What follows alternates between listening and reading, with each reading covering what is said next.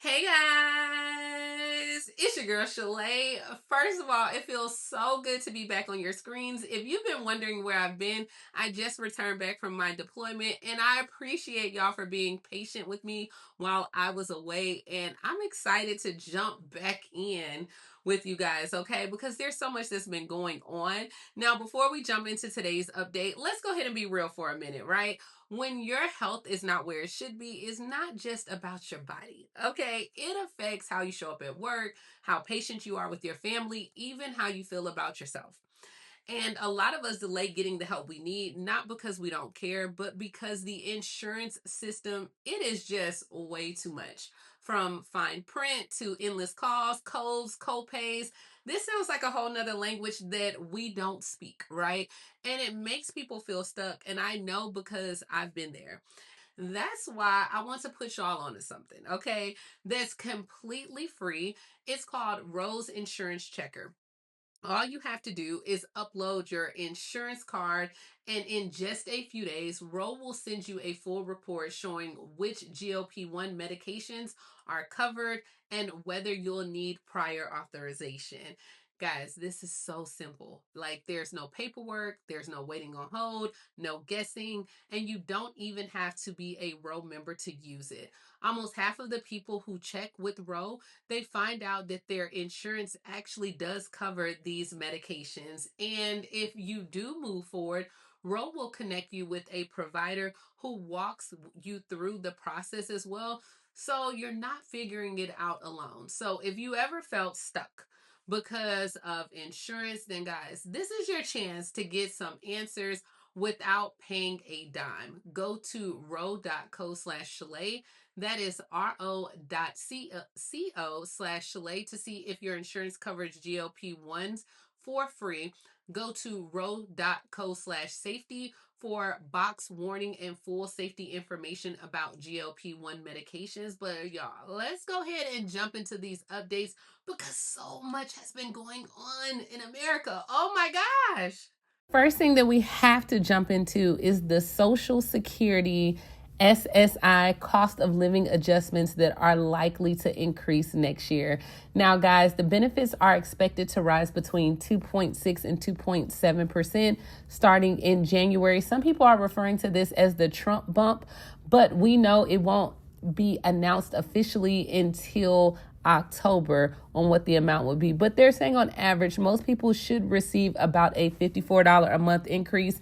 Now, I know how y'all be on this, right? Because y'all be like, look, that $54, by the time they increase the premiums, it is not going to do nothing. But we got to talk about it. Now, speaking of money, payments, and dinero, don't forget that starting September 30th, the Social Security Administration will convert to all electronic payments. That is phasing out all paper checks as the agency looks to make payments more faster and secure. I'm pretty sure most of you guys already have done this as well, but retirees and all other Social Security beneficiaries must switch to the electronic payment options. And after this date, all the funds will be deposited into the bank accounts or loaded onto a prepaid debit card to eliminate mail delays and reduce the need for any extra trips to the bank. So make sure you guys do that as well. Well, one thing that has not changed is the Social Security overpayments or clawbacks of the money that they are wanting back from recipients. So, guys, remember this started about last year when the Social Security Administration was going back and they were sending out all these overpayment letters. And remember, at the time, the Commissioner Martin O'Malley, he acknowledged the severity of the issue and said that, hey, it was no fault of their own to try to recoup that money. And then they even announced in April that they would no longer collect 100% of a person's monthly benefits to recover any debt. Instead, they capped it at 50% of the benefits for new overpayments unless the recipient successfully appeals or receives a waiver. But if you don't, then you have like a 90-day window after receiving the notice to contest the debt and all the things, right? Well, in Georgia, a lot of people have been going back and forth because one guy, his brother died and he was the payee. And according to the website, that even if you are a payee, if a person dies or fully unable to pay the debt, then you would be responsible for the debt, which I did not know that at all. So now his brother is arguing with the decision, like, no, you can't take my benefits on behalf of my brother, but it is on the Social Security Administration website that they can withhold that until the debt is paid. Let me know, have you guys heard of this? What do you think about it?